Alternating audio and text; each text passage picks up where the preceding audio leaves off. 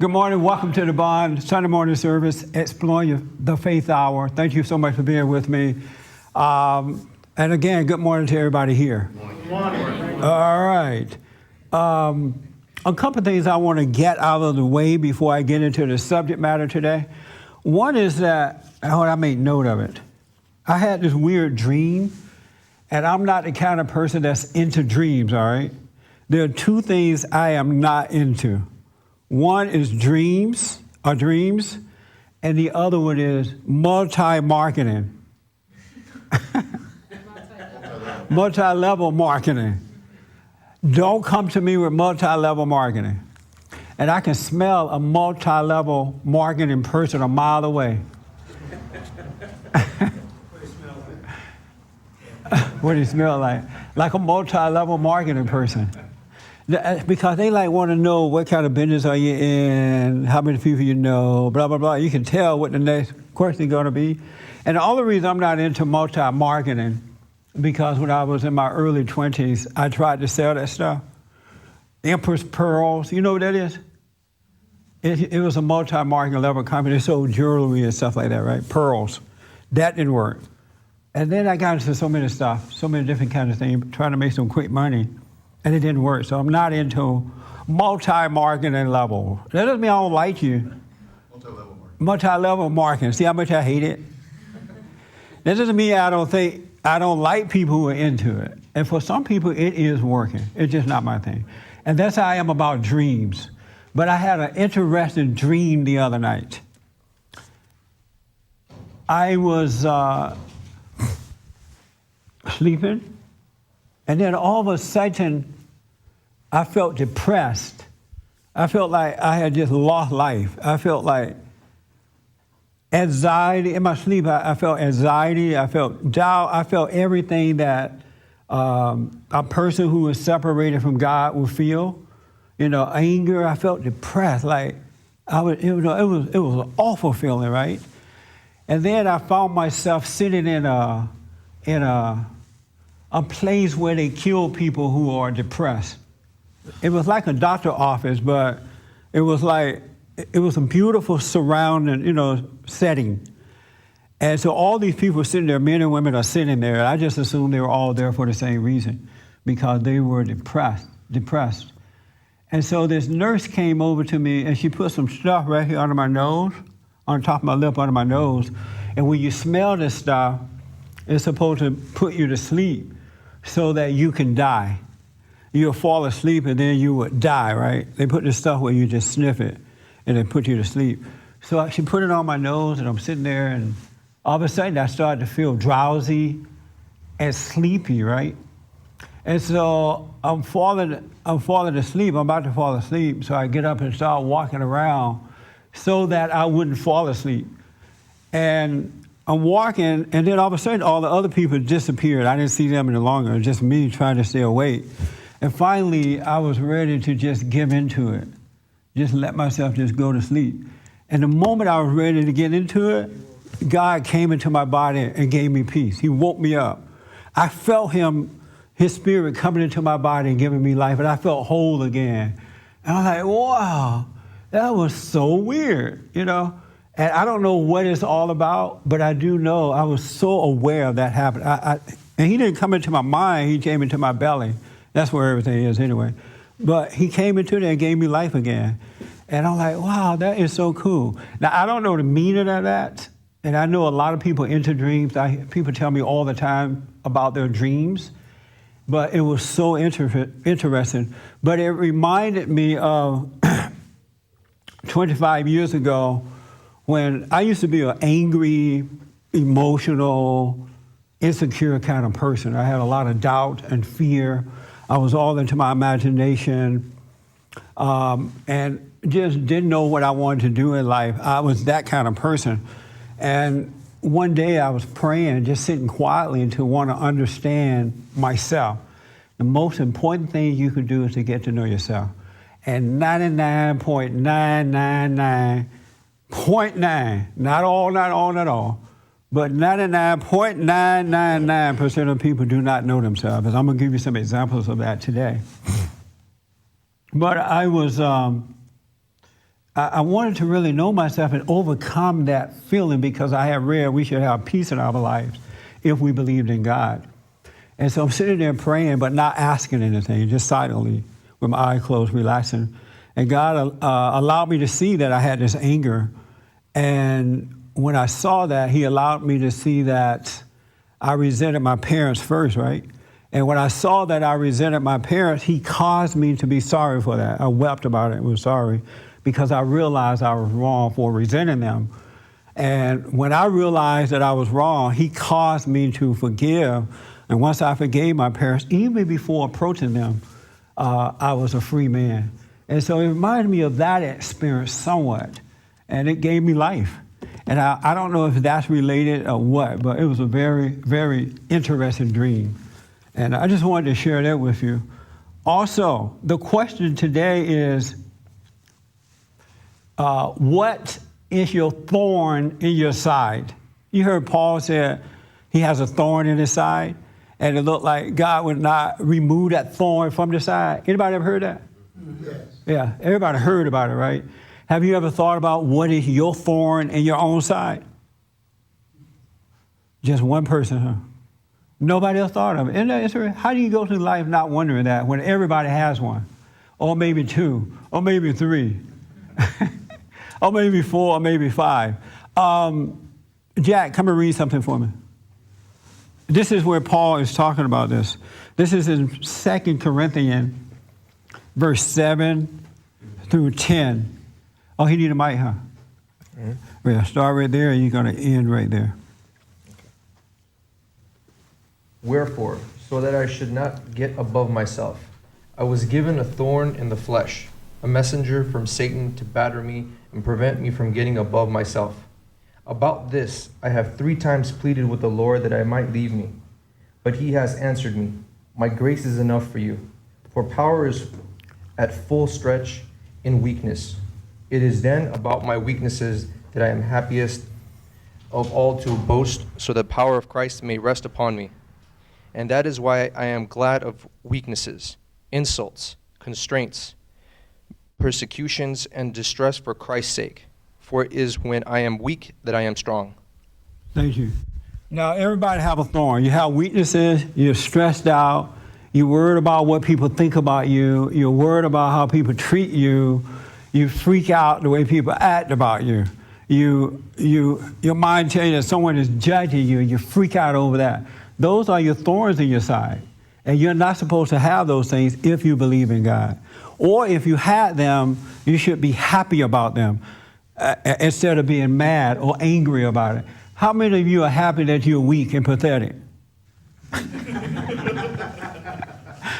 Nobody happy that they're weak and pathetic, right? It's a $5 million question. How many of you are happy that you're angry and out of control? See, that's crazy not to be happy about that. Most of you are mad about it, all right? You don't like it, right? Yeah, you try to hide it. You don't want it to be there. You got to reverse that. You got to be happy about it. If you want to overcome it, you must be happy about it. And the reason I wanted to talk about this because I could see what's in me, right? And thank God that I am not angry about my weaknesses, whatever they may be. And because I'm not angry about them, the Bible said that we should rejoice in tribulation. When times are hard, or someone has treated us in the wrong way, or you feel insecure, or you're being judged by others, those are your moments of rejoicing. Like, wow, they hate me, yeah. You know what I'm saying? Or, wow, I'm insecure, yeah.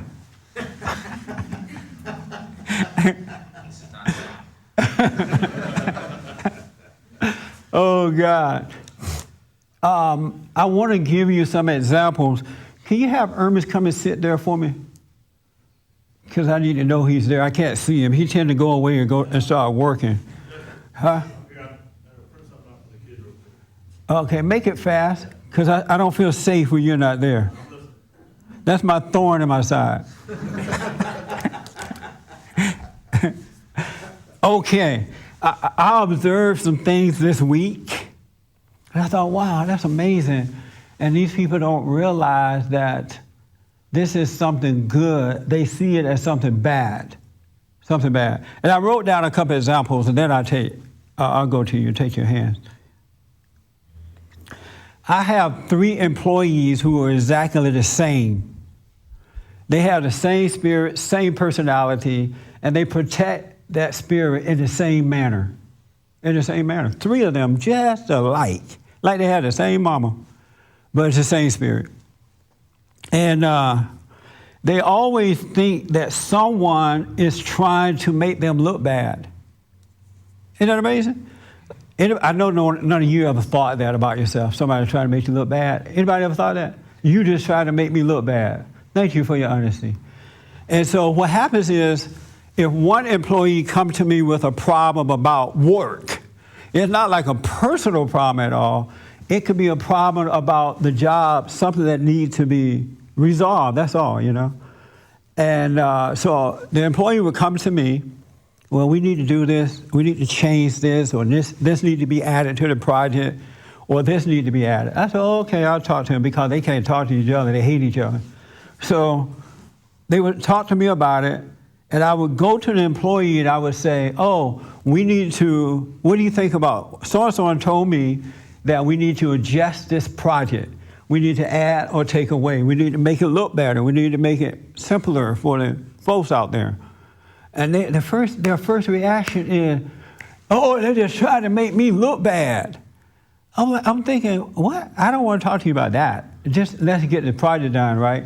But I'm thinking, these employees think that, each one of them think that the other one is trying to make them look bad to me, right? And it's not like I'm a stranger. I know them. I know them very well. I know everything about them, how they function, how they think. And their mind won't even allow them to know that, well, why would this person try to make me look bad to Jesse? Jesse known me for the last 20 years. But they're trying to protect the thorn in their side, and their ego go to work, the mind goes to work right away, and it won't let them see that it's just about the job. It's not about someone trying to make you look bad. It has nothing to do with the person. It only has to do with the work. But because they don't know themselves, and because they're not paying attention to that thing that has made a home in them that's not them, they don't see that. They go into that mindset just like that. They're trying to make me look bad. I'm like, but it's not about you. It's about the project. And they just go off. Anybody ever done that? Yeah? No one here. Okay, it's up to 2 honest people to 3, and not at 4. And I'm telling you this because you got to be still in life. The real you is the quiet, patient, still person. You are not your mind. You are not your ego. But you can become your ego, but you're so identified with that person that you don't even know it. And when someone comes to you with an issue, if you start to race with your thoughts, that is your moment to calm down and learn and grow from that.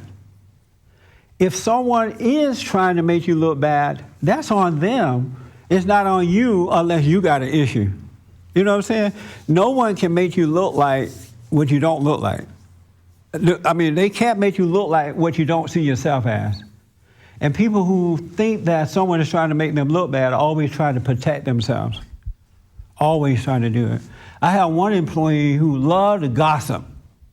Just loved gossiping. And I've talked about don't gossip, don't gossip, don't gossip. But I realized the other day that they don't see what they do as gossiping. Do we have anybody here that love to gossip and hear gossip? Only 2 honest folks. All the angels are here today. I know, huh? They love to hear gossip and talk about gossip, but because they protect the thorn in their side, their ego, they don't see it as gossiping. An example, we had an issue where somebody outside had said something wrong about me and the organization, I guess. Oh, me, from that. Did you see that interview in the LA Times? Anybody see that? There was an interview in the Los Angeles Times this week that I did. It came out on Wednesday. You must read it. If you haven't seen it, go on my website today and you can read it. It's I was surprised. It was a very liberal woman who interviewed me, and she wrote exactly what I said. in the Los Angeles Times, and I was surprised, but it's very good. But go read it, all right, when you get a chance today. And I had my hoodie. You know what the hoodie is now, right? But my hoodie said, "I'm not a victim." It has Bond on it. But anyway, so we had somebody asking about the interview, something I said in the interview. And so I said to my employee, you know, just go to them and find out how come they're always trouble. Every time we deal with them, they're a bunch of trouble, right? And they said, okay, I'll go do it. So they went and talked to them about, about that.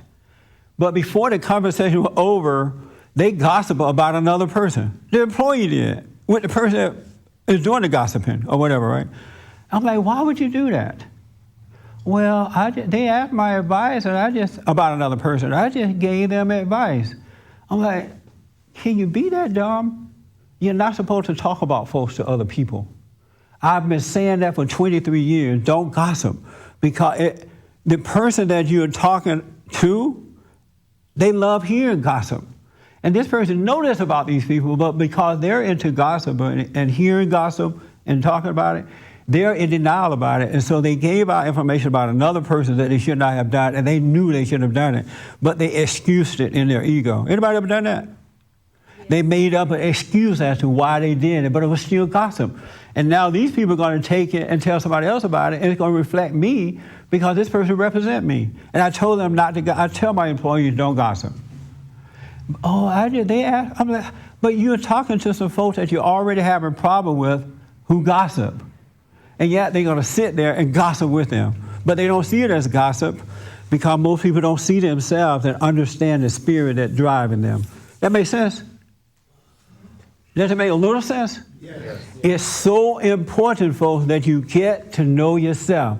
Because of our anger and because of our separation from God due to anger and because of pride, the ego, most people don't know themselves. You'll be surprised what is hidden within you when you start to know yourself.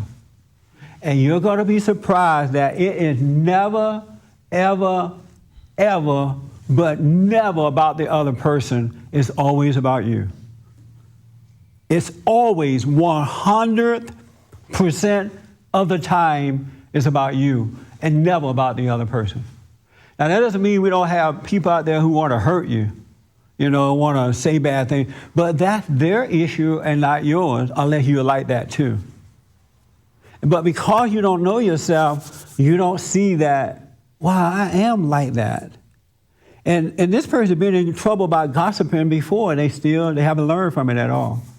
This is why sometimes when we don't learn from our experiences, they end up wiping us out because we don't learn from them. We just excuse them.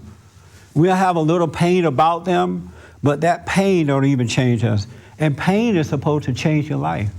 When you know you're wrong somebody or you've done something wrong, you lied, you did whatever, and you feel pain about it, look like you're going to be destroyed, that's your moment of salvation. Like, wow, I'm wrong. But most people don't admit it. They don't see themselves. It's so sad. I mean, not so sad. I don't care. I mean, it's sad in the fact that people don't see themselves. That's why Christ said, forgive them, they know not what they do. And I'm talking about men and women.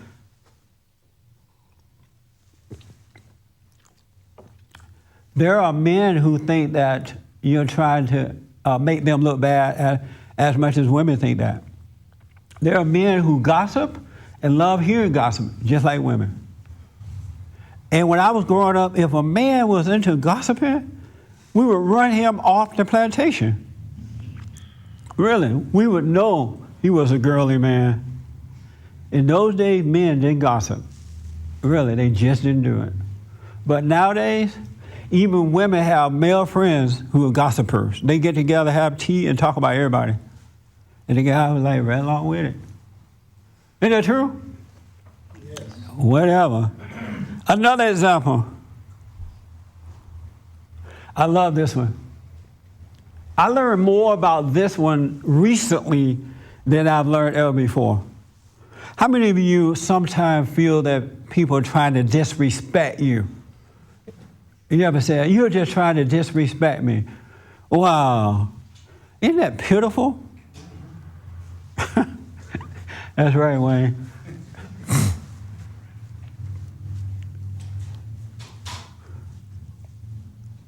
Oh, let me do this.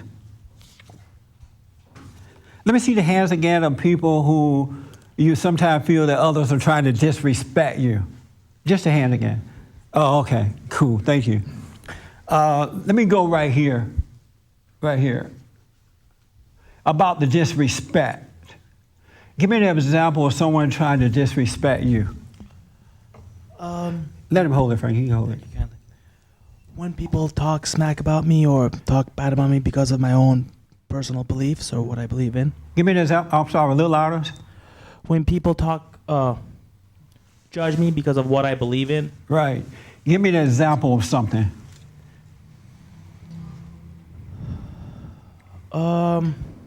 I can't think of any offhand. Oh, okay. So when they disagree with you about your belief, Yeah, I believe. you feel that they're disrespecting you. Well,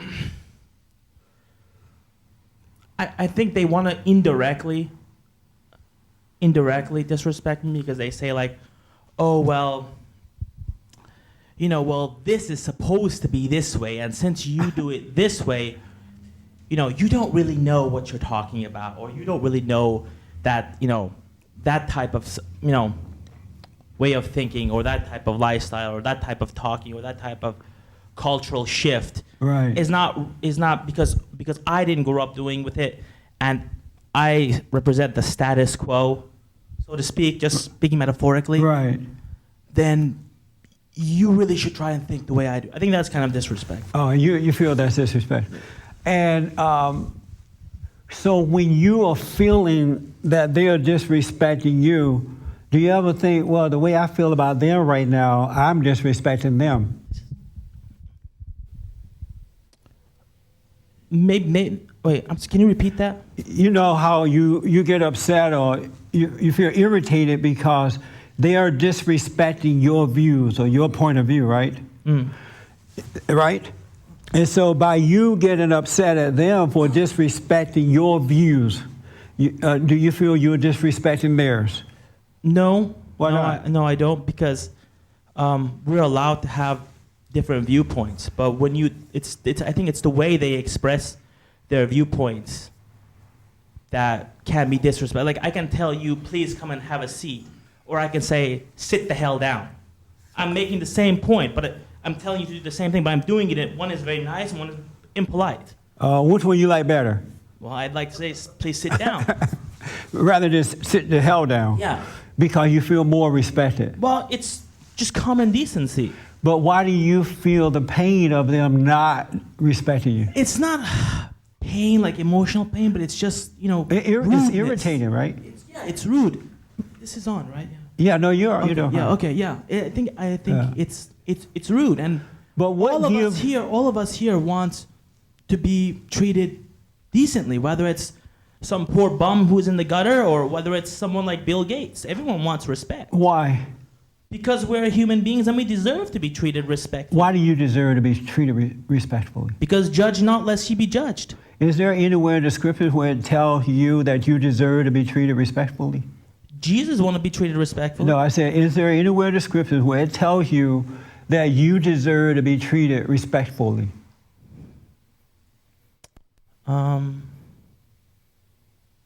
Offhand, no, I don't know. So how did you come up with that idea? Because that's how I want to be treated. And I think if I want to be treated a certain way, I would think that other people want to be treated the same way as well. But you're not going to be it's not how they treat you, it's the way you treat them. You shouldn't be concerned about how they treat you at all. What's up with the mic again? He's wigging it around a little bit. Oh, he's wigging it? Oh, don't wig. Sorry. Stay calm, buddy. Okay, sorry. In the scriptures, it says that we should love one another. They don't have to love us back. I love you whether you're loving me or not. I accept you as you are. I may not agree with the way you are, but I'm not holding it against you. So I'm loving you. You don't have to love me. You don't have to respect my No, views. That's not the way it works, sir. Why not? That's not the way the world operates. The way That's a nice way of thinking it, but in reality, that's not the way it operates. And But you know that it. is reality. The way I'm telling you, can you imagine living a life not having any concern about whether someone agree with you or disagree, or whether they respect you a certain way or not? Can you imagine living that way, not No, caring about it? I can't. It's a perfect way of living. Sure it is, but it doesn't exist. It does exist. I live that way. Then you're the exception. But I'm not this. There are other people too, and you could do the same thing if you come down off your high horse. If you stop judging others and allow them to be as they are, you could speak up about it. But if you don't hold it against them, you could be that way too. Okay, sure. That makes sense? I don't agree with it, but yeah, I'm sure it does. It does make sense? It doesn't, but It does I'll not give it to make you. sense. I don't think it's realistic, to be honest with you. Why not? Because people will always judge each other. It's been happening for thousands of years, and it will continue to happen for thousands And that's of where the years. problem is, though. Let them judge, but don't you judge. You're doing to them what you're mad about them doing to you. Okay, I see your point. Yeah. You got to reverse that and allow them to be So what I they- should allow people to say whatever they want about me and just say, I'm just bend over and take it for them, and then just be like, okay, well, that's just his or her opinion. Well, I wouldn't bend over. I'm using a metaphor. Yeah, I I'm know. using a metaphor, as you know. Because that's what it's to me. To be honest with you, that's what it sounds like you're saying. You're saying, don't worry about what they think. Just do your own thing. And Yes. sure, I try That's to keep it. my side of the street clean too. But there are sometimes, there are people's core beliefs. That's their rock. What they believe. For example, you're a Christian. We're all Christians. That your Christian is a core of who you are. And let's say Mr. Smith may not be a Christian. He may be a Jew, or he may be a Baha'i or a Mormon or something. Right. Why should you go and say to him, "Oh, you're going to go to hell if you don't do this. You're going to go to hell if you don't do that"? Or why not just let them be? The question is, why do you care about that? Because it's not right. But you don't know that. This country was made Maybe on that's what this, they. We consider ourselves Americans, and we say that life, liberty, and the pursuit of happiness. Right. That's what this country is about. We're not supposed to judge people. But you're judging them. Well, because they're judging us. No, you're judging. I judge those who judge me. But where's the love? Where's the love in that? What they give. Christianity, what they give you. Are you a Christian, you said? Yeah, I But believe in- Christianity is about loving and forgiveness and allowing yourself to be the light so that the person who may not see his or her way can see the right way to go. But if you're judging them because they're judging you, how are you helping them? You're no different than the people you're judging. You're consuming Hold on, yourself one at a time. what other people are doing. Yeah. We'll come right. Let me just stay with him just for a minute. I'll come there. You see that? Take the mic back. You see? Let him have it back, man. Do you My own see? mic next time. Do you see that you're no different than them? To a certain extent, yeah. To a full extent. To a certain extent, yeah. They're judging you, right? I don't hate. No, people, you're though. judging them, right? They're judging you, right? Yeah, they're And you're judging me. them back, right?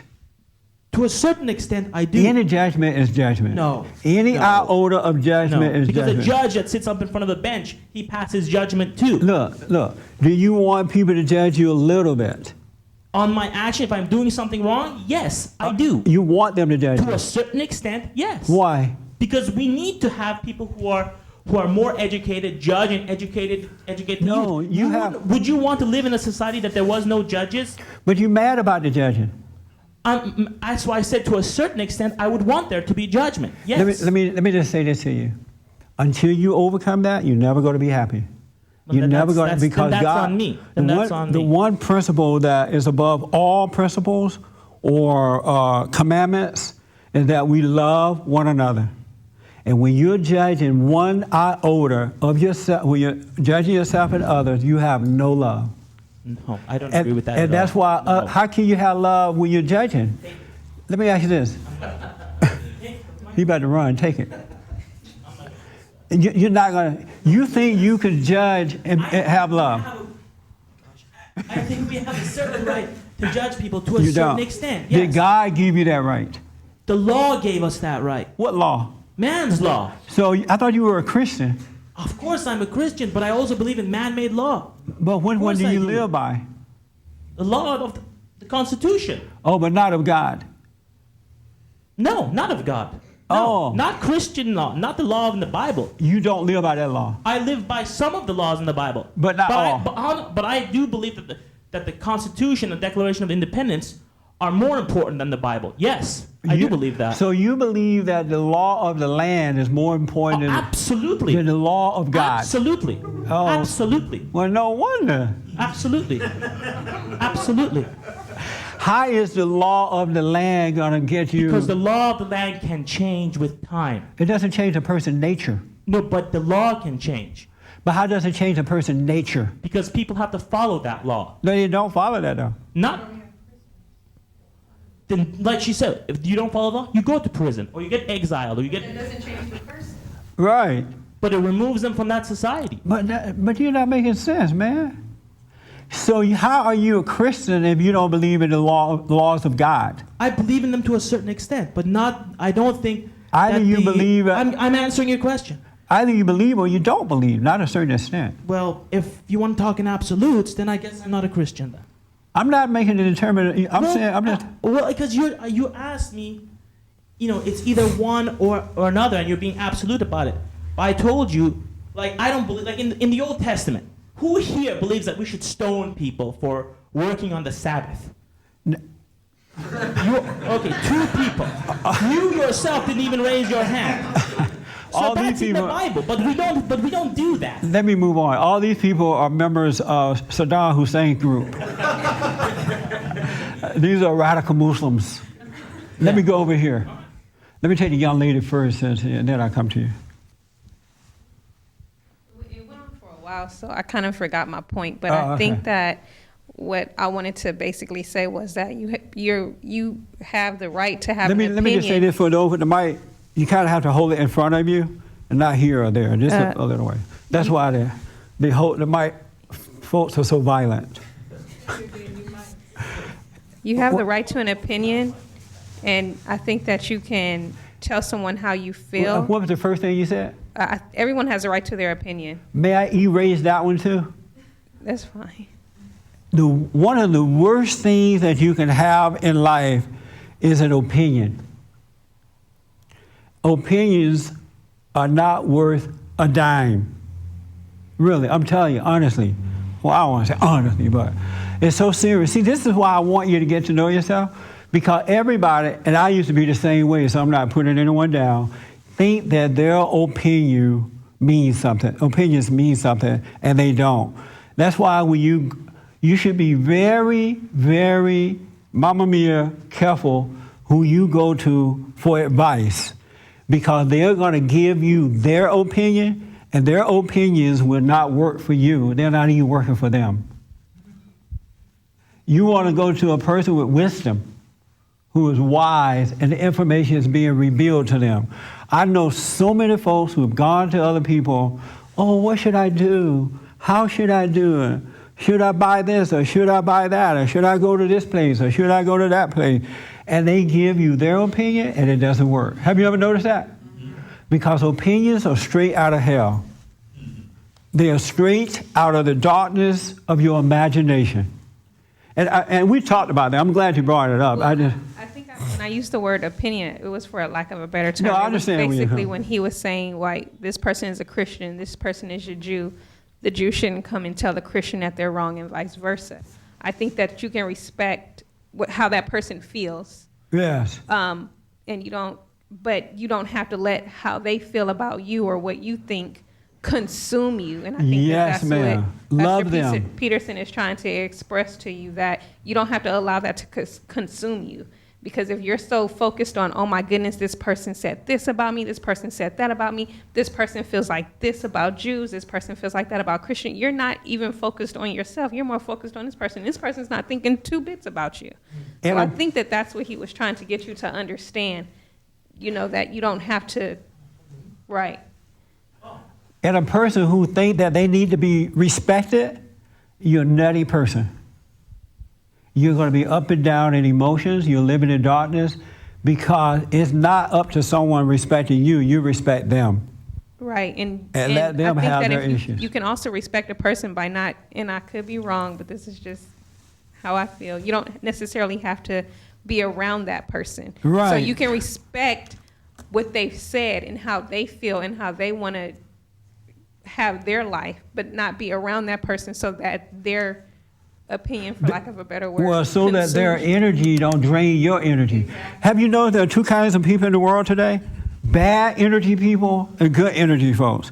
And you could be talking to a person and they are so negative and so insecure, they're so resentful, they'll draw all your energy out of you. Have you noticed that? And you're like, oh, I gotta go. I'm tired of talking to you. They'll suck all the energy. I have people now in my own family member, blood family member. They're so negative when they call me for advice, I just hang up the phone. I do. Okay, bye. Just hang up the phone, because they will suck all the life out of me. It's like being in a marriage. That's all I have to say, Rhonda. So if you are a person who feel that you are being disrespected, you need to be born again. That's your ego. That's your pride. You need to let that happen so you can overcome it. Because once you overcome that, there's nothing on earth that someone can do to you that will cause you to feel disrespected, because it's all pride. It's all ego. You want to be treated a certain way. Don't say this about me. Don't look at me. That's all ego. That's not love. It has nothing to do with God. It's all pride. You got to die from that. And you should be happy to see that this person is making you feel disrespected so that you can overcome it. That's why it's happening. That's your thorn in your side, and there's something you need to overcome, and this situation is bringing that to the forefront so that you can see it and overcome. But no, you get mad about it. You know, so I'm a little saddened by what I see, because I see my friends, not all. So I'm not looking at anywhere. And I have friends everywhere, all right? I have friends everywhere now. But I see a lot of my friends recreating their children in their image because of this stuff. Because they will not get over the evil that lurks in their hearts. They protect the evil, and I can see their children being recreated in their image, in the way they look, in the way they walk, in the way they act, in the way that they're acting just like their parents, because they have the same spirit. And these parents know better. They have heard the truth, and yet they protect ego. They protect evil in their hearts. And they do it to their children while trying to cover up their own ego. Isn't that pretty sad when you see that? And I'm watching this happen with these little kids. And it's real, real sad. And then if you tell them about it, I ain't messing up my child. But why do you think your child acting this way then? They act like you. They talk like you. You can see your spirit inside of them. But they won't, even for the love of their children, they won't repent and get over it. Isn't that sad? Yes. And they know the truth. It's not like with my parents, they didn't know what we know. They didn't understand the ego. They didn't know that when you're angry and resentful, you're divided from God. You're separated from Him. If you have one iota of anger in your heart, just one little tip-tap bit of anger. I had a friend of mine call my radio show this week, and he said, oh, yeah, I have anger, but I don't carry it around with me. And I'm like, what do you mean you don't carry it around with you? Like, when you get ready to leave the house, you leave it there? And what he was saying, he doesn't act out on it all the time. But if you have it in your nature, in your heart, it's who you are. And you have no love to give out to your children, to your husband or wife or friends or anybody. Because if you have one iota of anger, it's the nature of Satan, and you are separated from God. That's why we must be born again. We must be born again. And once you understand that, you can come out of this ego mind. And then you will see that someone disrespecting you is an illusion. It's not even real. It's an illusion. It's not real. When you're angry, you live in an illusion life. You don't live reality.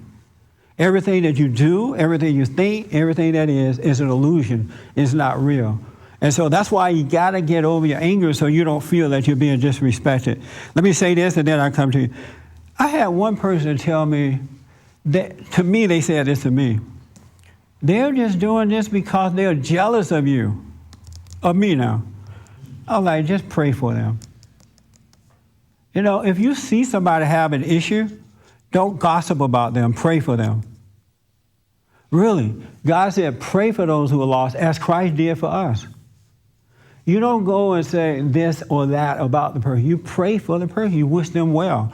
But the reason you can't do it because you have anger in your own heart, and you have no love, you have no insight, and you don't see to do it.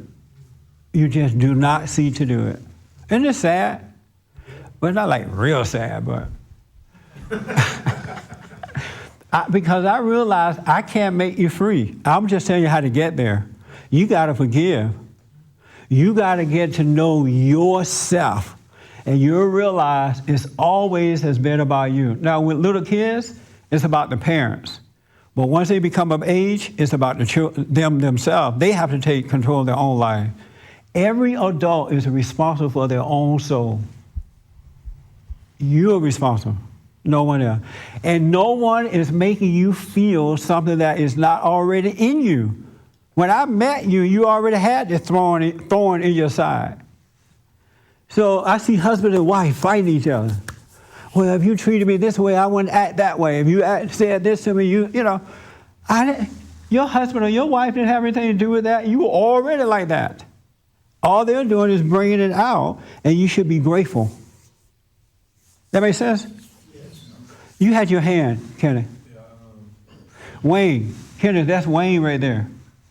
Wayne sitting by running. How you doing? Wayne, you got to get Kenneth a job.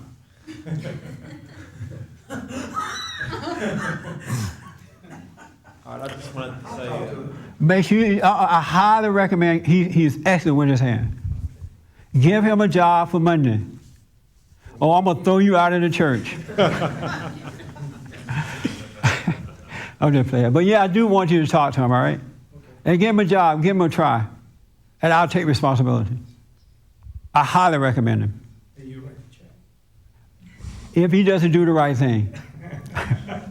Go ahead, Ken. I just wanted to say, from my studying in the Bible, Jesus was judged all the way to the day he died. Paul was judged to the day he died. Any apostle was judged until the day they died. They all got gossiped about, slapped, spit on, talked about, betrayed, all that.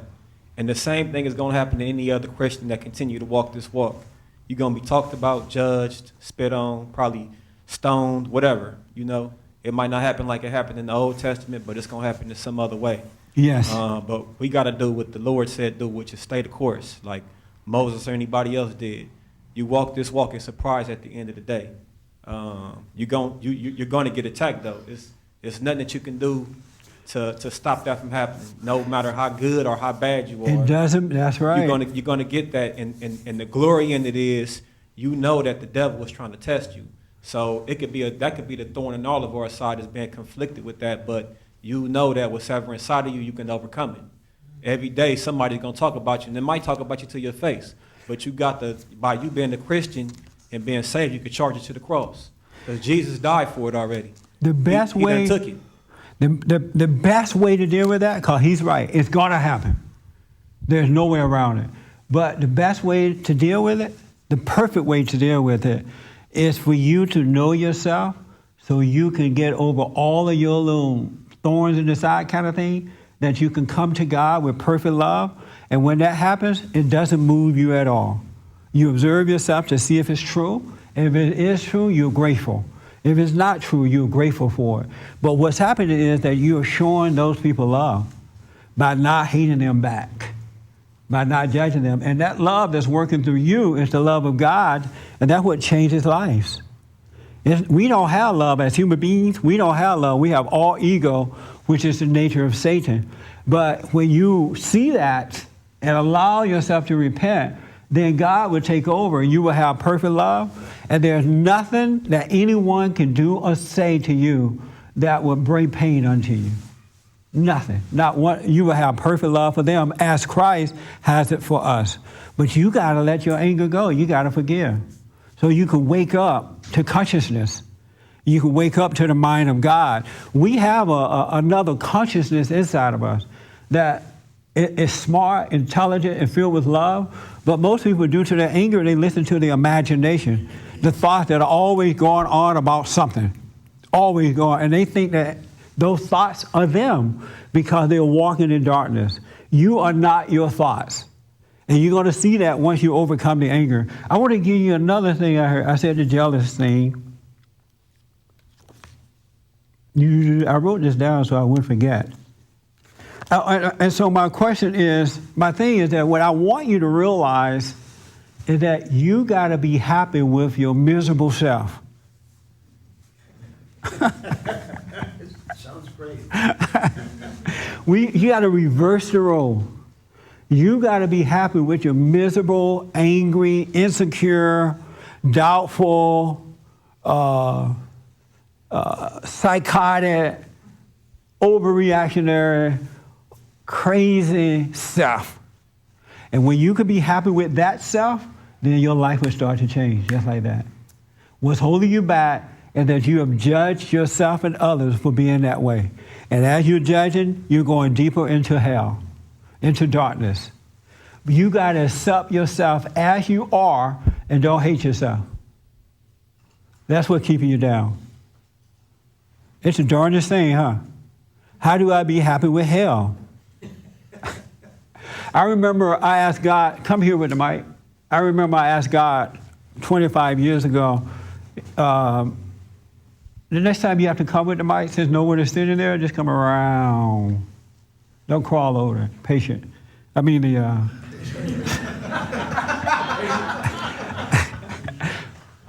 whatever they're called in a church setting. Yeah, congregation. Thank you. Says the pastor. I know, the patient. I lost my thought. Oh, I asked God one time because I was so insecure. I was afraid of women. Anybody ever been afraid of women? All men, huh? Yes, sir. I realize now the reason that I was afraid of women because they had my mama's spirit in them. And when I was, as a kid, when I would try to deal with my mother, instantly she would get angry, not all the time. And this thing would come into her nature, her physical, and I would see it. And it would intimidate me because I was angry at it, and I would just kind of cow down because I couldn't handle that spirit that came forth in her. And so when I went out into the world, whenever I dealt with women, because we are attracted to what we hate, and so every woman I got involved with was just like mama. I thought she wasn't because some of them were so sweet. I'm like, oh, this is not my mama, right? And then the moment something went wrong, or I didn't do what she said, or she didn't like what I said, that spirit would come forth in the flesh, and I would see it, and I would just cower down to it. But I don't know why I said that. Oh, that's why I was afraid of women. But when God, I remember asking God once 25 years ago, I said, let me see myself. I'm so weak. I'm insecure. I'm doubtful. I'm emotional. I can't do for myself. I can't even stand up to women. Something wrong with me, right? I said, let me see myself. And I forgot I asked that. So I get up one morning, get dressed, in the mirror, and at an instant, he allowed me to see myself, and I was dark on the inside. And I had never seen that about myself before, because egos like to see themselves as wonderful, and everybody else is wrong. And so I'm like, oh, wow, that's what I look like? And then after that, when I sat and prayed, and he allowed me to go free. But you got to know yourself, folks. It ain't about the other person. The other person is doing you a favor when they make you feel all these kinds of ways. Because it's not them that's doing it to you, it's already in you, and they're bringing it out. Jealousy, feeling disrespected, someone just want to make you look bad, or you gossiping, or you lying, or you covering your ego, or you this or that or that. I was talking to a good friend of mine the other day, and he is doing some stuff that is different from the way he sees it. And I'm like, well, your action, you did this. According to your action, you did this, you said this, and then this happened. No, that's not the way it is. But I'm saying your action, but they can't see it. For some reason, their mind, and I understand that, is telling them one thing, but their action is doing another one, and they don't see what's going on in that. It's a darndest name, but it's a good friend. I love the friend, and I'm allowing them to go through it. You got to allow people to go through things, just like you have to allow yourself to go through things. When you start hating yourself, you prevent yourself from growing, because you start protecting that thing that's in you rather than allowing it to come forth so you can overcome it. You ever notice that? Yes. Well, the moment's passed, but in John chapter 8, starting at verse 48, Jesus was disrespected, and how he handled it was. Oh, yeah. It's a nice lesson. How did he handle it? Well, he said that I don't even seek respect. Thank you. He said my Father seeks to honor me, Yes. and I allow that to happen. And then he wound up calling the Jews liars because they don't know God, and then they sought to stone him.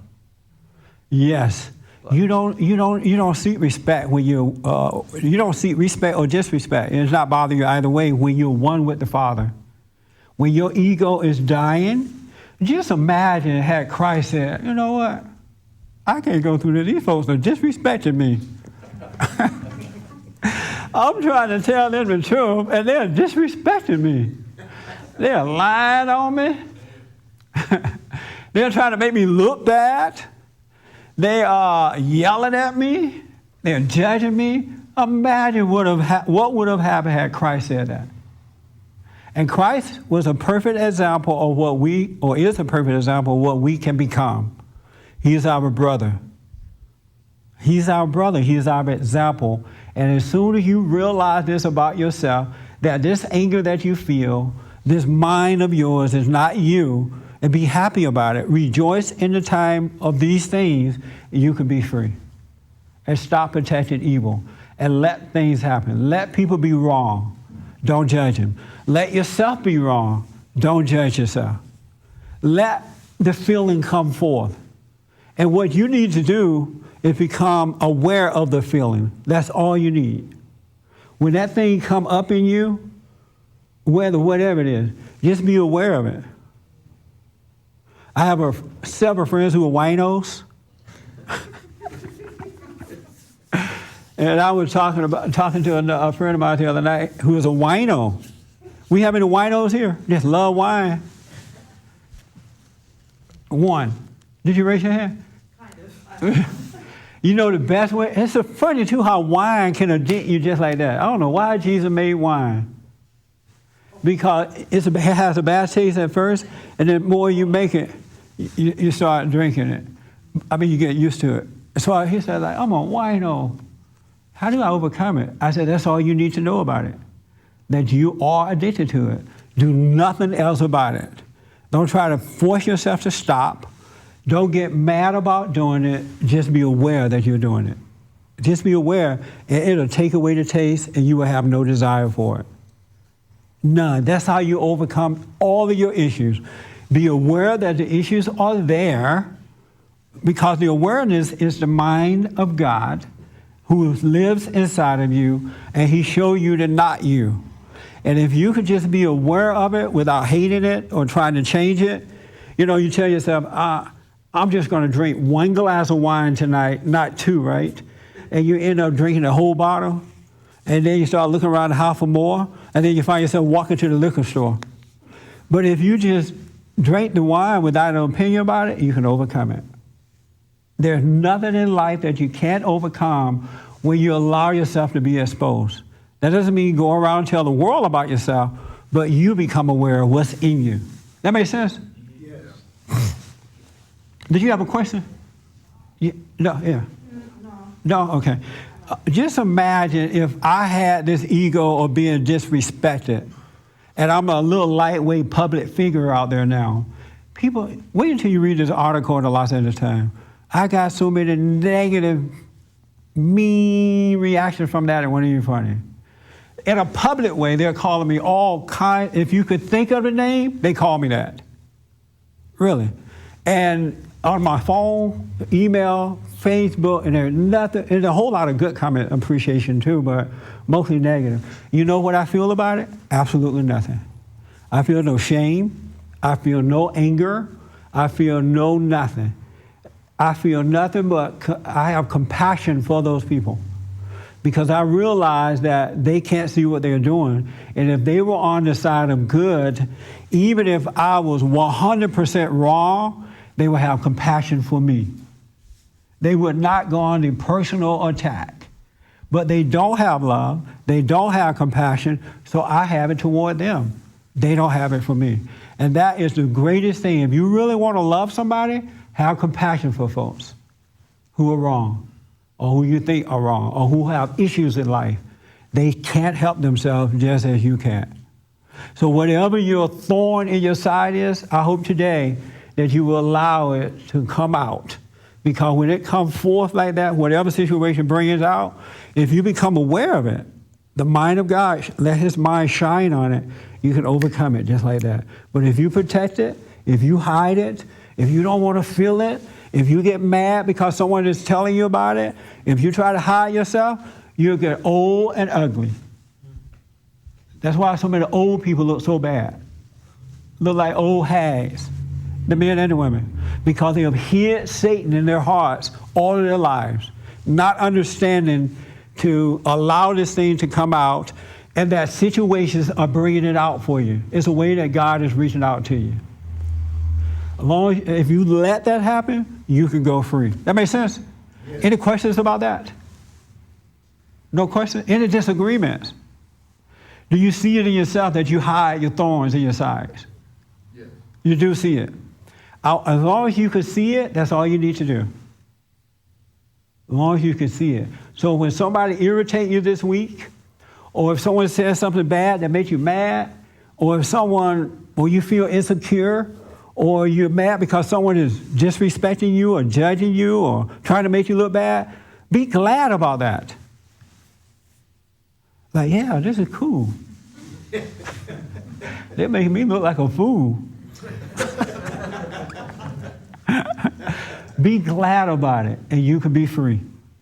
That makes sense? Yes. Here's what I recommend. And I'm sorry I took up the whole meeting today. I know you people have a lot to say, right? When you pray, I highly recommend, and I've been doing it for 25 years, that you sit quietly, shut your mouth, and let God reveal himself to you. He's in us. He is. And he is that consciousness that is trying to always remind us that we're going down the wrong path. He's always there trying to remind us of that. So when you pray, you don't have to hoop and holler. You don't have to beg. It's already done.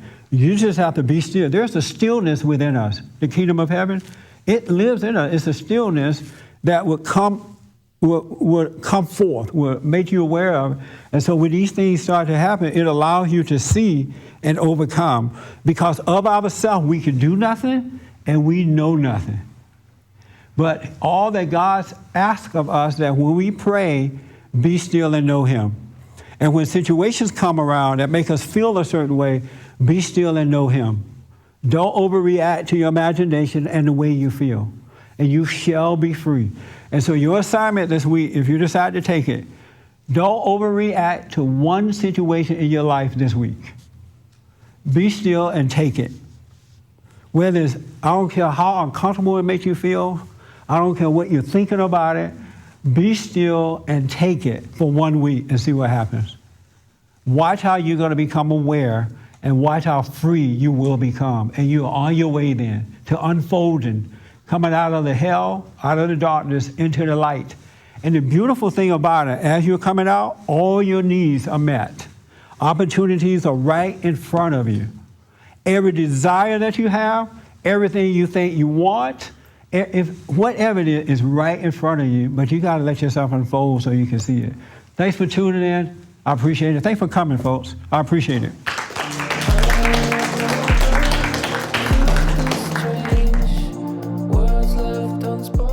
For more information, to purchase a copy of this program, or to make a donation, visit us on the web at bondinfo.org or call 1-800-411-2663.